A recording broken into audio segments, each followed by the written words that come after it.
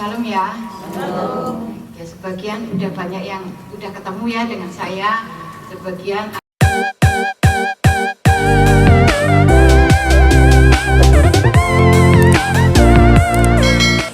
ada yang belum. Saya di sini bukan pendeta, jadi saya bukan berkhotbah ya. Saya ini dulu pendoa syafaat ya, latar belakang ibu rumah tangga, suka asah-asah, suka nyuci piring ya. Itu saya nggak ada kepikiran untuk melayani tampil begini. Sebenarnya saya nggak mau, tapi karena Tuhan tunjuk, karena ini berbicara tentang tubuh Kristus ya, globalnya itu tubuh Kristus ya, dari mbah saya, mbahnya lagi. Kekristenan itu mendapatkan pengajaran di gereja ya, dengan formasi pendeta khotbah di mimbar ya, dan itu tidak menghasilkan dampak yang besar untuk surga sampai detik ini. Ibaratnya surga itu sebuah marketing ya. Marketing itu kalau seperti perusahaan marketing, kalau nggak menghasilkan dampak untuk marketnya, ya harus cari strategi lain ya. Kalau itu perusahaan itu memakai strategi marketingnya seperti itu terus, itu hasilnya merosot, bahkan merosot ya harus diganti ya modelnya, formasinya. Begitu juga kekristenan selama ini, dari mbah saya, mbahnya lagi, kekristenan itu ya itu pendeta khotbah di depan terus, dan diperbandingkan yang masuk surga dan yang masuk neraka, itu banyak yang masuk neraka ya. Jadi ini bicara tentang tubuh Kristus. Tubuh Kristus itu ada 5 jawatan.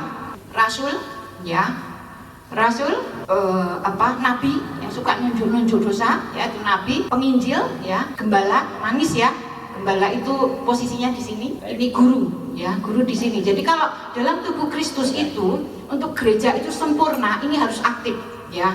Sementara itu yang aktif hanya gembala ya. Gembala itu posisinya tetap di mimbar ya, dan dari zaman dulu itu di mimbar nggak menghasilkan dampak yang baik untuk surga. Makanya diperlukan juga guru, pengajar ini harus aktif ya. Makanya saya di sini sebagai guru ya, bukan sebagai pendeta. Kalau pendeta itu dalam menyampaikan, dalam berkhotbah itu pakai formasi belajar di seminari sekolah pendeta. Jadi ada pembukaan, tengah, dan penutup. Saya guru, jadi kalau guru lain ya. Jadi untuk terbentuknya tubuh Kristus, ini 5 jabatan ini harus aktif semua. Dan yang guru ini baru sekarang ini sedang mulai diaktifkan. Jadi banyak yang bilang pengajaran ini sesat, karena selama ini kekristenan yang ngajar adalah gembala ya. Gitu. Jadinya banyak yang bilang ini sesat. Karena apa? Karena mereka baru menerima sesuatu yang baru, dan sebenarnya mereka itu tidak membaca Alkitab. Kalau membaca Alkitab itu akan mengerti ya tentang panca indera roh. Mereka banyak yang di luaran penonton ya. Sesat apa itu pengajaran panca indera? Saya di sini sebagai guru bertanya sekarang tentang pelajaran panca indera ini di Alkitab ada nggak? Sebenarnya ada kan? Nah, sebenarnya ada. Tapi mengapa banyak yang bilang apa itu panca indera? Ngapain bukain panca indera? Itu. Saya sebenarnya nggak mau model saya guru. Saya nggak seperti pendeta harus buka Alkitab. Ya, harus buka Alkitab. Terus dijabarkan. Saya sebagai guru, ada guru itu memberi soal dan ada titik-titiknya. Nah, titik-titiknya itu harus diisi murid. Kalau itu semua yang isi gurunya, muridnya nggak pintar.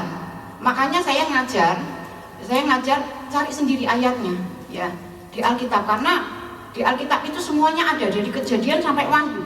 Kalau itu sampai tanya mana panca indera itu di mana ayatnya, cari Kejadian sampai Wahyu. Nggak ketemu Kejadian sampai Wahyu, sampai 3 kali. Kalau nggak ketemu tak seterap, tapi nanti tak kasih tahu ya. Saya ini berbaik hati ya. Untuk ngajari, saya kasih tahu ayatnya untuk kali ini ya. Buka Ibrani 5 ya. Ibrani 5 ayat 14. Coba siapa yang sudah ketemu bisa dibaca yang keras.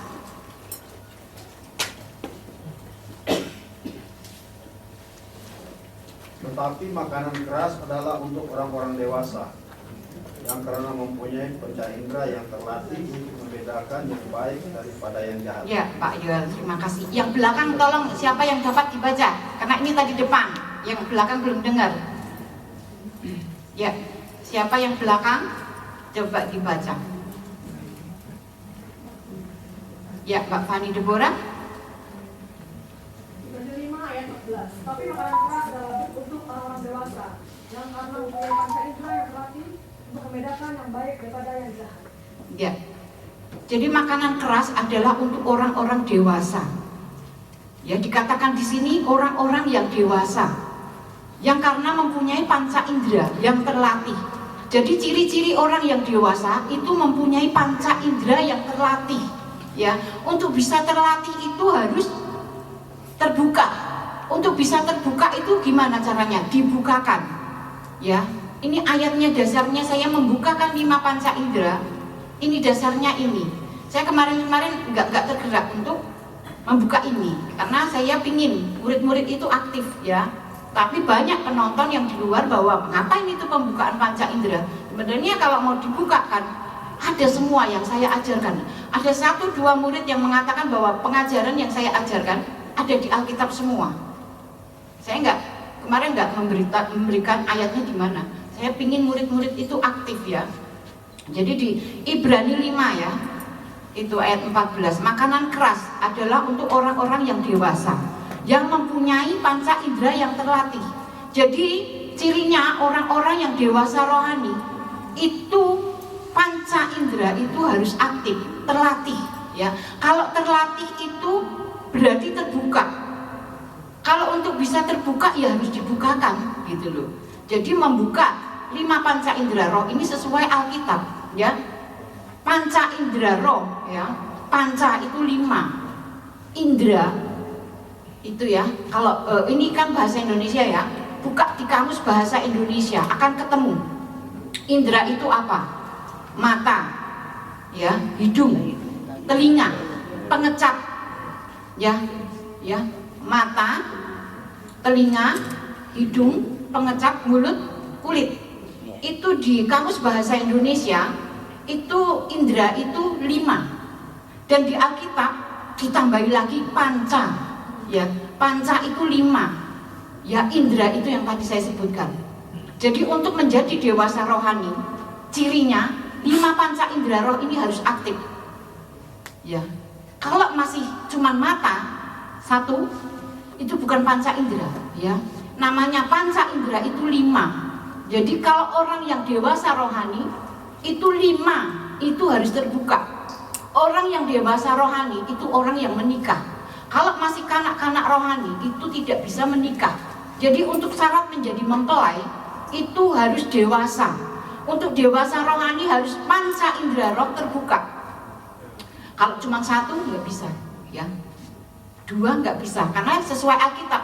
Jadi kembali ke Alkitab lagi bahwa orang yang dewasa yang karena mempunyai panca indera roh yang terlatih ya.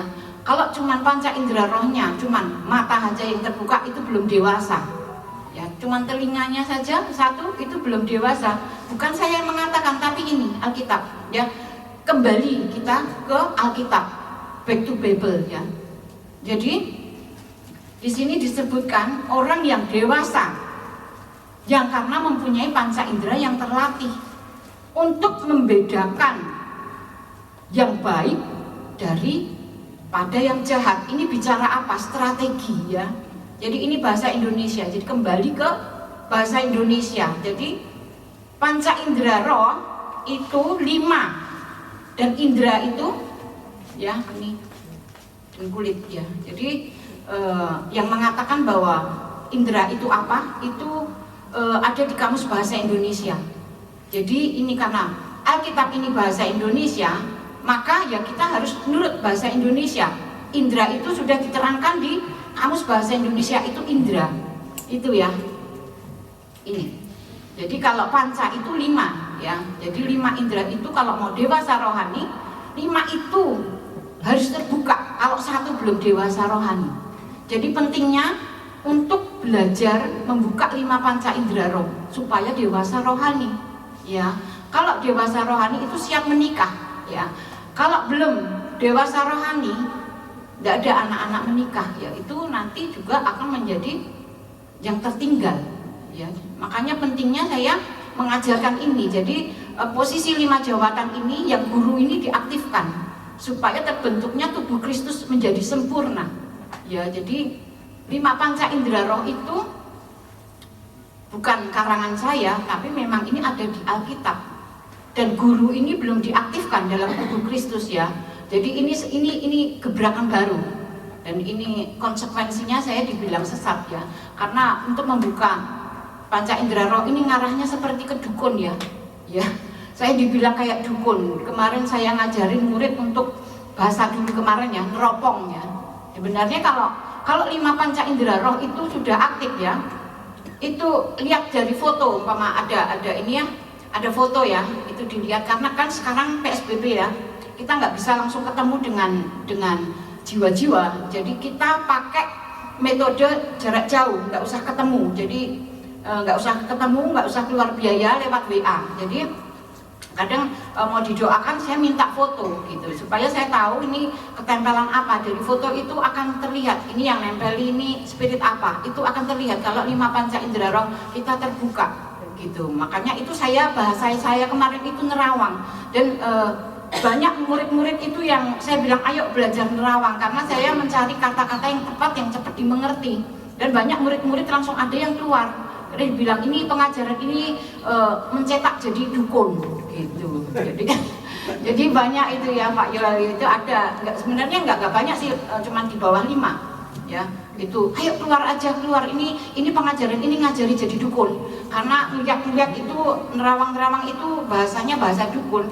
Sebenarnya kekristenan itu lebih dari dukun ya.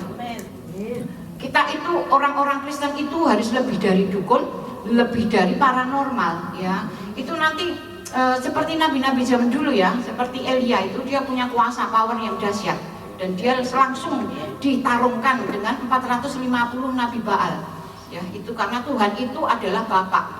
Kalau anaknya itu seperti Elia itu anaknya dan nabinya, kalau ditarungkan dia menang, Tuhan itu sebagai Bapak puas ya, senang ya anaknya menang ya, ditarungkan. Demikian juga sekarang saya mengharapkan dari pemuritan ini banyak yang lulus. Saya mengharapkan untuk tarung dengan paranormal, dukun ya. Sudah ada yang sudah tarung Pak Melki. Karena dengan melayani ya orang-orang yang diserang perdukunan ya, banyak diserang perdukunan, diserang santet, serang apa, itu kan ibaratnya kalau mau nyantet orang itu kan pergi ke dukun ya. Nah itu kan kadang untuk nyantet orang, dan yang kita doakan itu banyak yang disantet ya. Akhirnya orang yang nyantet nggak bisa-bisa kan, marah-marah sama dukunnya, gimana kamu jadi dukun bisa nggak gitu kan, udah bayar mahal untuk nyantet nggak bisa. Akhirnya dukunnya yang turun tangan ya. Jadi kalau sudah jadi pendoa pelepasan itu harus 5 panca indera roh itu harus terbuka, karena Tuhan itu suka ya menarungkan ya, tarungkan itu, karena Tuhan itu bangga kalau kita menang. Jadi karena powernya besar ya. Kalau dukun itu powernya dari iblis ya, kalau kita powernya dari Tuhan ya. Jadinya pentingnya terbuka 5 panca indera roh ya, jangan hanya 1, 2. Namanya panca indera roh itu 5 ya. Indera mata untuk melihat ya, melihat di alam roh ya. Telinga mendengar suara Tuhan dan mendengar suara-suara yang di alam roh. Hidung ya untuk mendeteksi. Kalau mata ini kadang nggak terbuka karena ada iblis-iblis itu yang ngumpet ya, itu nanti akan kerasa. Kadang ada barat, memang di alam roh itu ada kuntilanak, ada wewe, ada tuyul gitu kan. Kadang mereka tahu kita panca indera roh kita itu terbuka ya, mereka ngumpet. Tapi kalau indera ciuman kita itu sudah terbuka, otomatis kita ngerti ini bau wewe, ini bau kuntilanak gitu, ini bau perdukunan gitu ya Pak Yuel ya itu. Makanya pentingnya 5 panca indera roh. Jadi ini pengajaran ini murni Alkitabiah ya. Kita kembali ke Alkitabiah ya, kembali back to Bible seperti jemaat mula-mula ya.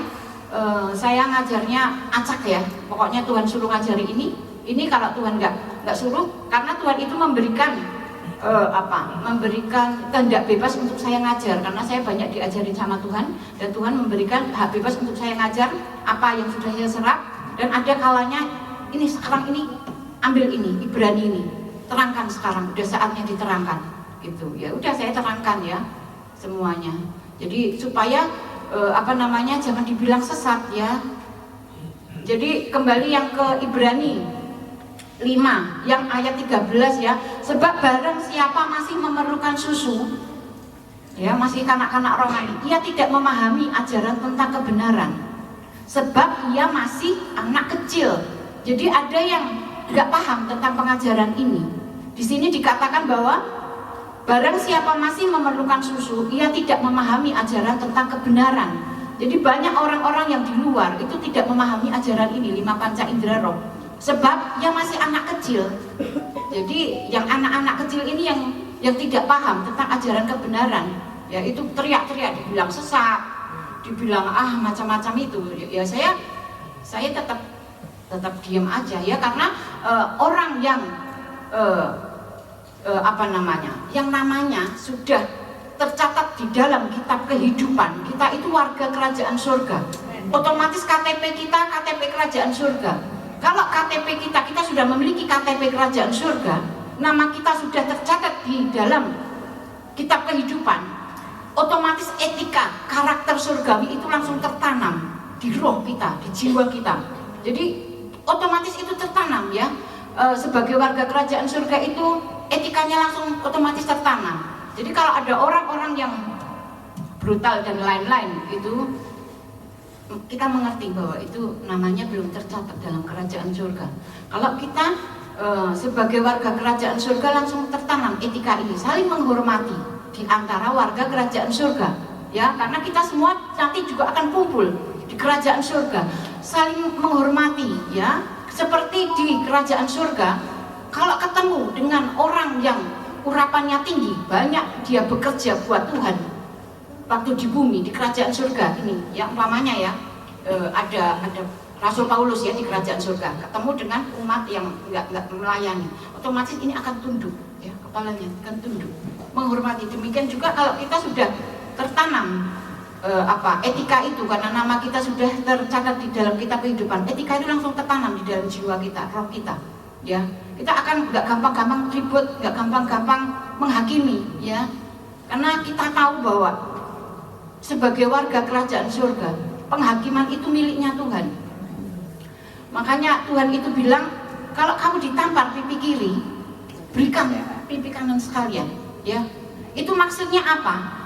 Tuhan itu maha pembalas ya, maha pembalas. Jadi biar Tuhan itu kalau membalas itu sisan gitu, sekaligus gitu loh.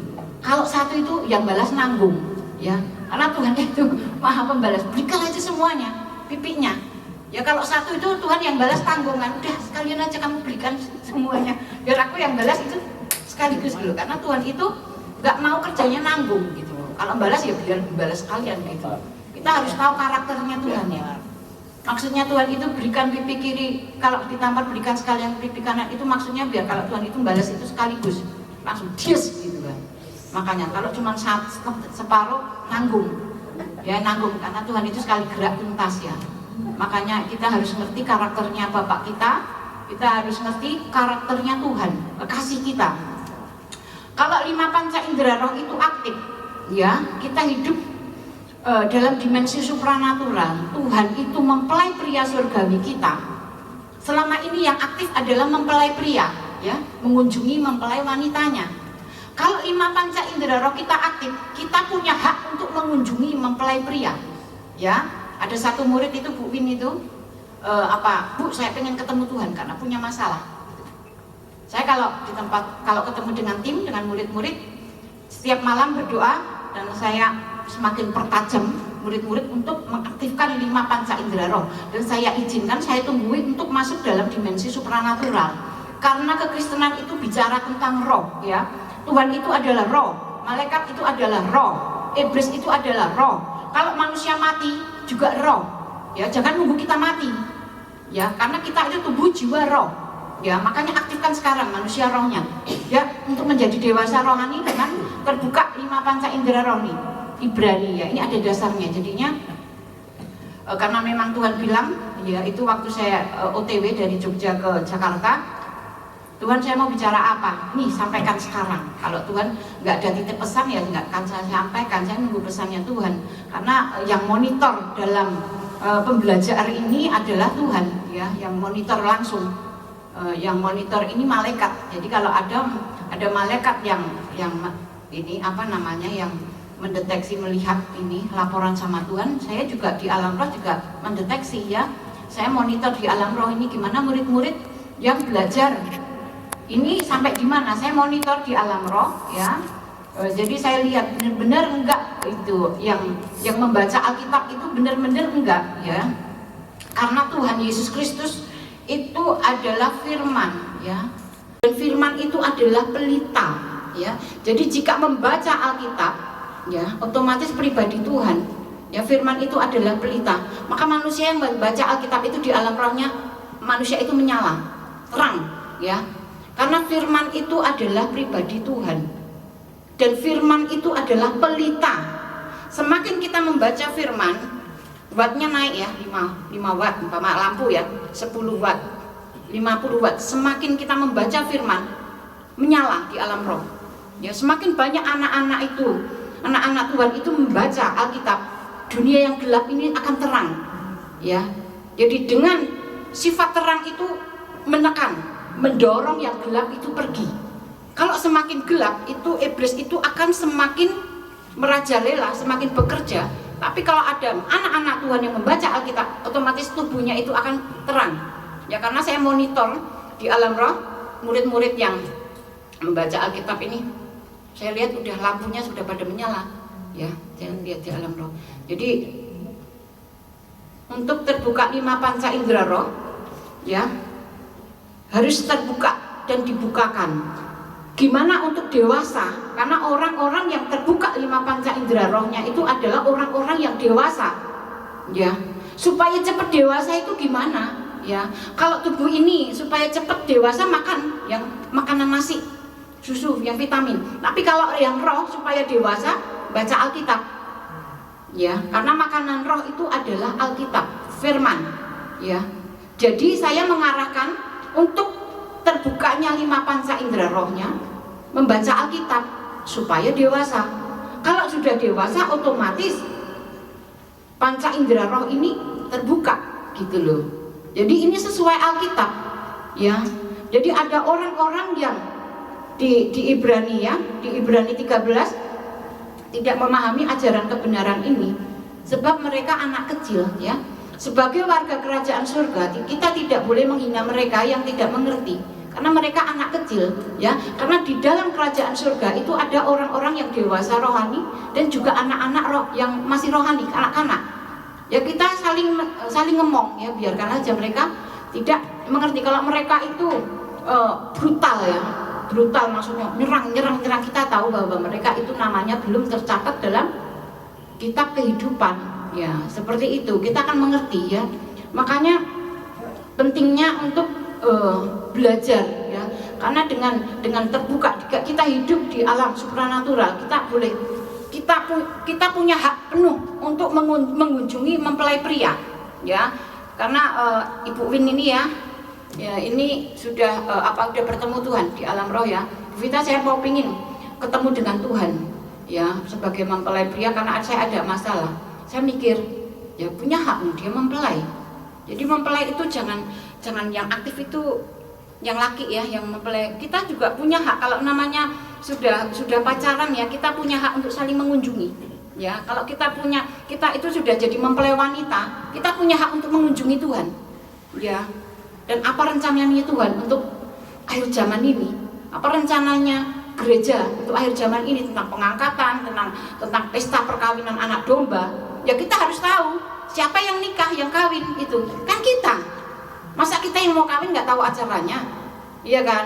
Makanya perlunya kekristenan ini harus diajar ya, supaya dewasa rohani, supaya 5 panca indera roh ini terbuka semuanya. Jadi kalau mau tarung sama iblis sama paranormal, kita menang ya. Karena mereka pakai kuasanya iblis. Kalau kita pakai kuasanya Yesus, kita pasti menang. Karena kuasa Yesus itu yang tertinggi, ya, otoritasnya paling tertinggi. Makanya kalau sudah dewasa rohani, 5 panca indera roh terbuka, itu mau ketemu siapa saja itu bukan masalah ya. Kita akan ngerti. Ini ketemu orang ini mikir apa kita ngerti. Orang ini dosa apa kita ngerti, ya. Tapi kita harus diem, ya. Jangan langsung diomongkan, kamu ketempelan ini loh, dosamu ini, nanti marah, ya. Jadi kita harus dewasa benar-benar, karena kita tuh senang ya, lagi ngerti, lagi belajar, namanya lagi belajar ya. Itu orang ini ketempelan ini, orang ini gini, orang gini-gini, ini sesuatu yang baru. Tapi kadang kalau masih anak-anak ya, maksudnya masih ini pemula itu kadang arogan. Kamu ketempelan ini loh, kamu ketempelan ini lah. Kadang ini terjadi keributan karena mereka nggak paham. Ya, tapi ini sangat dibutuhkan untuk pelayanan. Ya, tadi ya waktu mau masuk ya, saya mengamati murid-murid ya. Karena murid-murid ini masuk, saya amati banyak yang mendapatkan power dari Tuhan, ada juga yang tidak mendapatkan. Jadi saya sebagai guru mengajarkan untuk sebagai murid kamu untung ya ketemu saya, karena saya pengajar ya. Jadi kalau mau masuk ke dalam ibadah dimanapun berada, kamu harus mengharap-harapkan Tuhan. Aku mau ketemu Yesus. Jadi supaya kamu itu kalau dalam ibadah kamu itu mendapatkan sesuatu yang baru, supaya hidupmu itu jangan biasa-biasa saja. Kalau kamu datang ke tempat ibadah, di situ ada Yesus dan powernya. Kalau kamu datang nggak mengharapkan ya nggak dikasih, ya toh. Tapi kamu datang dengan berharap, Tuhan, aku mau ketemu Engkau. Aku mengharapkan powermu. Aku pengen ketemu Engkau. Udah kamu pengen ketemu Tuhan aja, masalahmu udah beres gitu loh. Jadi jangan sampai kita rutinitas, ini apa sih, ini apa. Jadi dalam setiap ibadah dimanapun berada, harapkan Tuhan, Tuhan aku mau ketemu. Tuhan aku mau ketemu. Supaya masalahmu itu selesai. Supaya hidupmu itu jangan biasa-biasa saja ya. Dan angkat tangan ya, angkat tangan. Ya, angkat tangan itu kenapa? Waktu Musa menghadapi peperangan rohani ya, itu dia melawan bangsa Amalek ya, dia naik ke gunung, duduk di atas batu dan tangannya disanggah sama Harun dan Hur ya. Itu kenapa? Karena dengan angkat tangan ini power Tuhan itu turun ya. Yang sudah terbuka panca indera roh, terutama yang kulit ya. Kalau kita worship ya, tangan kita kan kayak kesetrum ya, kayak kesetrum kan, itu ya. Dibedakan ya. Kita melakukan aktivitas rohani, kita akan semakin ngerti ya. Ini, bahwa kita worship ya, tangannya kita gini, otomatis ini power Tuhan itu masuk, ya. Yang sudah indera kulitnya ini terbuka ya, power Tuhan itu masuk semakin banyak, ya. Ini ada aliran-aliran ya, aliran-aliran power yang dari Tuhan, yang dari surga itu masuk lewat tangan sini, ya. Semakin powernya itu besar, itu seperti jarum kecil-kecil nusuk-nusuk sini. Siapa yang udah ngalamin itu ya? Ya banyak ya itu kan. Jadi bedanya ini diangkat, ya, ini akan merasakan. Diangkat lagi semakin merasakan. Jadi kalau semakin gini, itu powernya besar. Gini lagi beda. Jadi gini beda. Karena waktu saya merasakan ini power, kok powernya gini, masuk power Tuhan. Ya itu dalam praise and worship saya selalu mengamati, oh powernya gini, kok semakin ini aliran listriknya semakin kencang, tambah kencang, loh, gini turun. Jadi semakin angkat tanganmu diangkat ke sini ya, semakin power itu masuk akan kerasa ini kayak aliran listrik ya. Itu jadi pentingnya kalau kita praise and worship ya, angkat tangan setinggi-tingginya. Makanya seperti Musa ya, tangannya disanggah Harun dan Hur, dia tuh nyedot power dari Tuhan, dan dengan power itu membuat satu bangsa itu menang melawan Amalek ya. Jadi cuma seperti ini ya, itu membuat bangsa Israel itu menang. Jadi yang cuman seperti ini itu mempengaruhi di jasmani, membuat satu bangsa itu menang. Jadi pentingnya kita kalau praise and worship umpamanya ini praktek dulu aja, kan kelihatan gini kan, oh, semakin ini ada aliran. Kalau udah terbuka indera kulitnya ini kerasa, ini seperti ditusuk-tusuk jarum. Nanti coba aja sendiri. Wah, semakin kencang. Oh, turun lagi. Gitu. Oh, ini medium. Jadi pentingnya ini ya. Umpamanya ada orang mendoakan ya, orang mendoakan. Ini aja langsung masuk, ini power. Gitu. Jadi kalau saya kadang ada orang mendoakan, saya nggak ikut mendoakan, saya angkat tangan. Karena ini harus masuk. Power itu, urapan itu ya memberikan kemenangan, karena Tuhan memberikan kemenangan kepada orang-orang yang diurapi ya. Makanya pentingnya pengurapan Tuhan turun atas kita lewat tangan ini. Jadi kalau kita menyembah, kalau datang di praise and worship ya, kalau belum apa namanya, belum indera kulitnya belum jalan, ya udah gini aja ya, nggak apa-apa. Tapi kalau yang udah jalan, karena kalau belum inderanya belum apa terbuka, belum merasakan, ini keju sekali ya, apa namanya, pegel. Tapi kalau udah inderanya buka, ini semakin strong banget. Jadi kayak aliran gelombang-gelombang yang ada di alam apa ini, udara ini kerasa banget di sini. Gitu loh. Makanya di surga itu kalau orang angkat tangan tuh nggak gini ya, malaikat itu nggak angkat tangan, nggak gini di surga. Gini ya. Karena memang dengan begini itu powernya, gelombangnya itu dahsyat sekali. Dan kalau semakin kita angkat tangan, itu masuk ke sini, pengurapan itu masuk, membuat hidup kita berkemenangan, ya. Makanya Musa itu sebagai pemimpin rohani, ya, pemimpin bangsanya, itu dengan dia mengangkat tangan dan turun tangan itu membuat efek di bangsanya, ya. Jadi pentingnya juga kita mempercayakan tergembala, menitipkan jiwa kita untuk digembalakan. Kita harus cari pimpinan rohani yang benar-benar diurapi, karena itu menentukan kamu itu dalam kehidupanmu itu menang atau kalah, ya. Kalau Musa itu angkat tangan, bangsa Israel menang. Kalau tangannya Musa turun, Amalek itu yang menang, dia kalah, ya. Jadi kalau tangannya Musa turun, bangsa Amalek yang menang, ya. Jadi makanya perlu disangga, ya, ditopang sama Harun dan Hur. Jadi saya mengarahkan untuk murid-murid ini benar-benar menyerap power yang ilahi, supaya hidupnya berkemenangan, supaya kamu belajar ini untung, ya, supaya ini belajar ini membuat dewasa rohani, ya. Karena dengan terbuka 5 panca indera roh, kamu lebih dari sakti. Katanya kalau dukun itu sakti, paranormal sakti, ini lebih dari itu, karena powernya Yesus, ya. Dan tadi ada yang masuk ibadah di sini, ada yang bawa shofar, ya. Ini shofar yang panjang, ya. Saya sengaja ini tak taruh depan. Kalau ini shofar, ini ram shofar atau shofar tanduk, ya.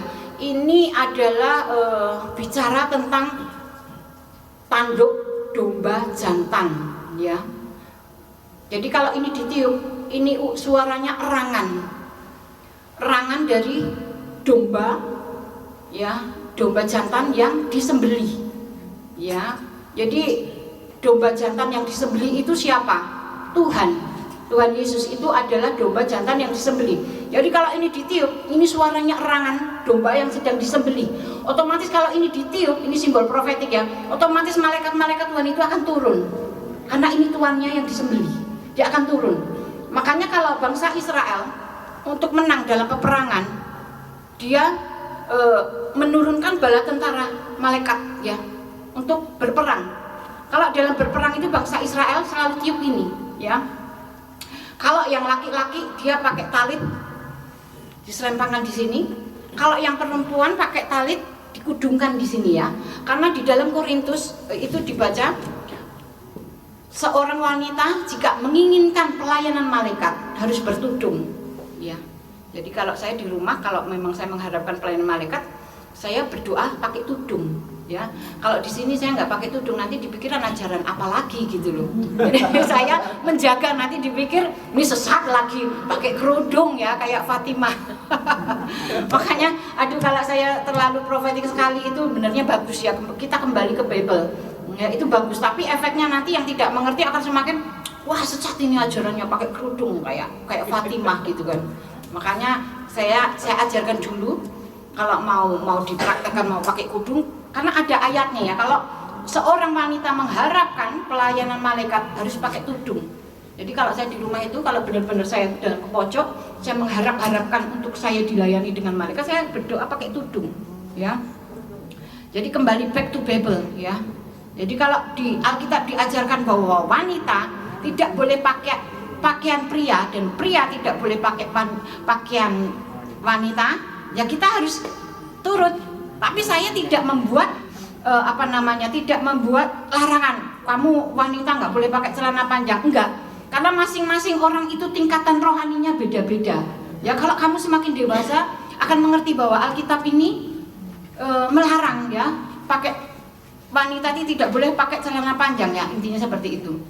Ya kalau kamu rohaninya belum nyampe ya udah biarkan aja ya, karena masing-masing itu tingkatan rohaninya itu sendiri-sendiri. Tapi kalau memang kamu sudah mengerti ya bahwa wanita itu diciptakan itu sebagai makhluk yang lemah, yang lembut ya. Wanita itu tubuh ya. Ini wanita itu tubuh. Saya bicara ini ya. Laki-laki itu ada kepala ya. Wanita itu tubuh, makanya wanita itu selalu perasaannya main ya, perasaannya main karena dia memang diciptakan sebagai tubuh ya. Perasaannya main karena dia nanti akan melahirkan anak ya. Jadi dengan perasaannya main itu dia mengerti perasaan anak-anaknya.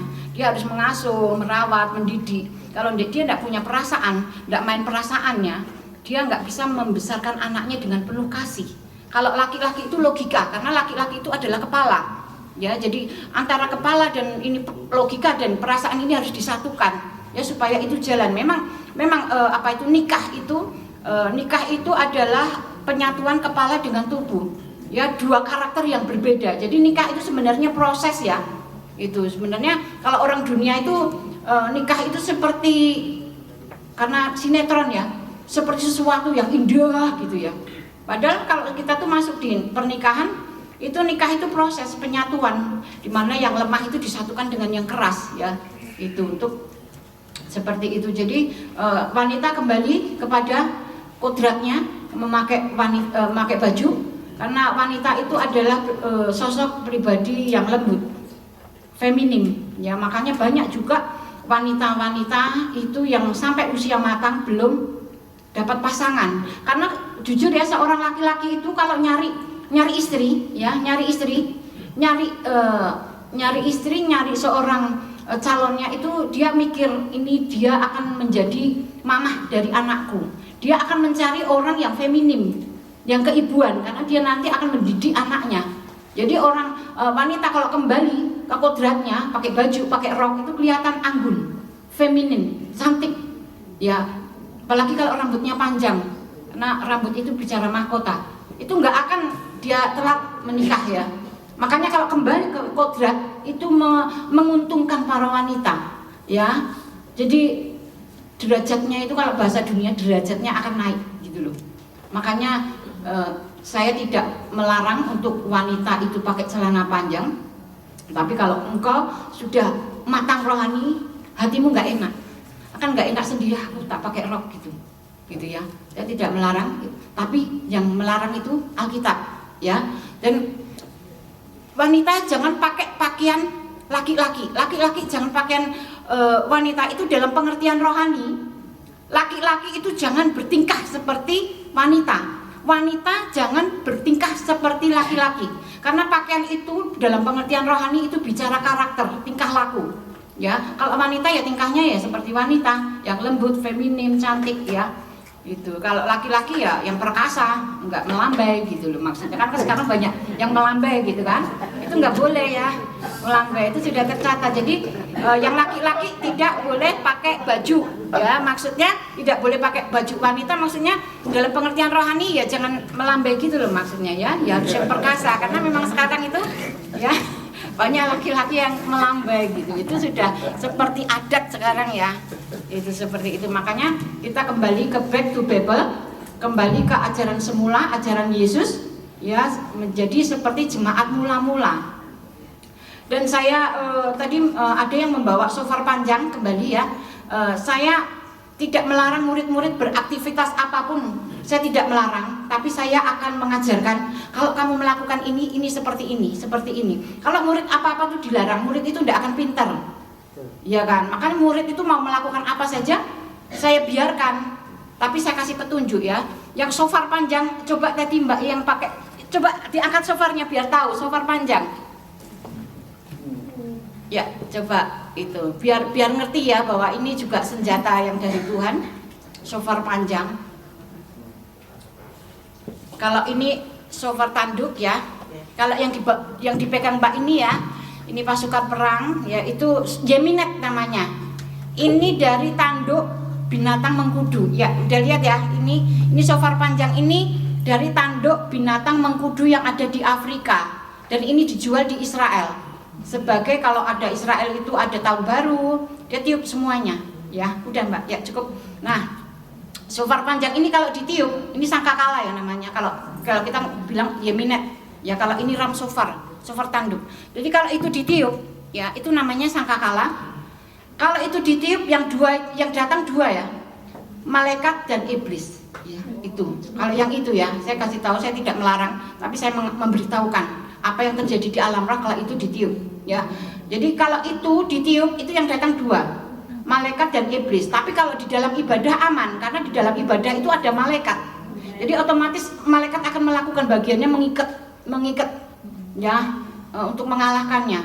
Jadi kalau itu ditiup, yang datang dua, malaikat dan iblis. Ya, kalau di tempat ibadah itu aman, tapi kalau itu ditiup di rumah, maka suasana rumah itu akan jadi panas, emosi.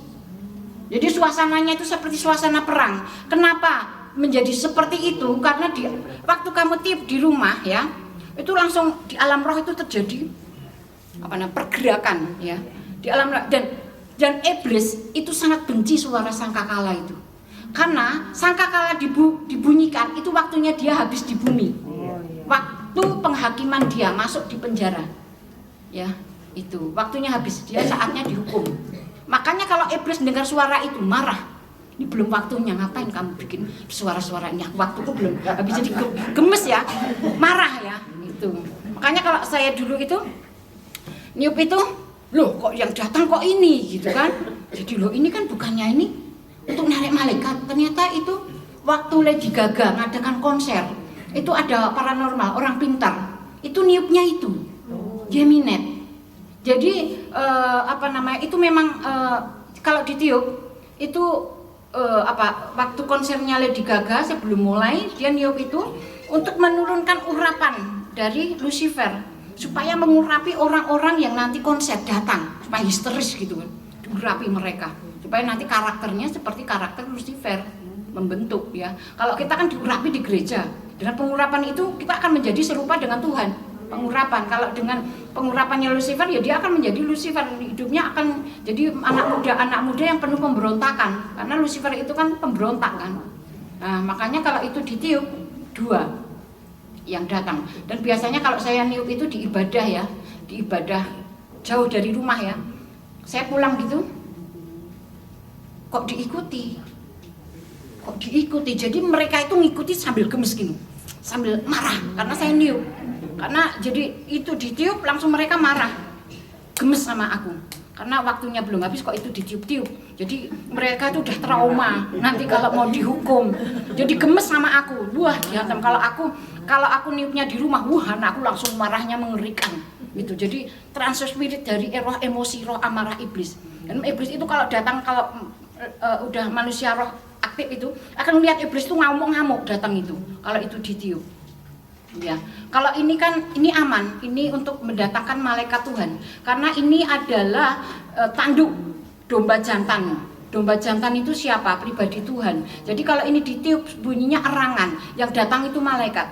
Ya, saya bukan promosi ini ya. Jadi kalau ini ditiup, tunggu 1 menit, malaikat datang, komando. Dalam nama Tuhan Yesus Kristus. Aku berdiri tegak dengan kuasa otoritas Tuhan Yesus Kristus, mengaktifkan malaikat penolong, pelindung, terobosan, malaikat penuai atau apa untuk melakukan bagiannya. Kalau untuk umpamanya buka toko ya aku aktifkan malaikat Tuhan untuk narik berkat ya, mendatangkan uang dari keempat penjuru angin supaya tokoku laris ya, untuk apapun ya terserah, pokoknya kalau malaikat datang kamu komando gitu loh. Jadi ini ditiup, kasih kesempatan malaikat turun dulu, udah gitu komando ya. Jadi kalau nggak ngerti ditiup ya malaikat nggak ada komando, pulang lagi kan nggak ada kerjaan ya kan. Jadi di alam roh itu, kalau kita sebagai anak-anak Tuhan, kalau 5 panca indera rohnya aktif itu enak ya. Jadi saya mengajarkan untuk dewasa rohani itu bagaimana ya, membaca Alkitab kuncinya ya. Kuncinya membaca Alkitab. Jadi kalau nanti mau ini aktif itu, kalau mau cepat ya transfer spirit. Yang bisa transfer saya izinkan Bu Win, Bu Mei sama Pak Melki, umpama supaya cepat ngerasakan yang ini loh. Karena ini penting. Kalau kamu umpamanya dengerin lagu praise and worship, angkat tangan gini pun langsung masuk ini. Kan dengan kamu masuk, kamu dapat pengurapan Tuhan. Maka kamu melakukan apa dan orang-orang yang berhubungan darah dengan kamu akan mengalami kemenangan. Seperti Musa angkat tangan begini, dipandu Harun dan Hur, satu bangsa itu menang ya. Makanya kalau saya mengangkat tangan, saya minta supaya murid-murid ini cepat terbuka 5 panca indera rohnya gitu.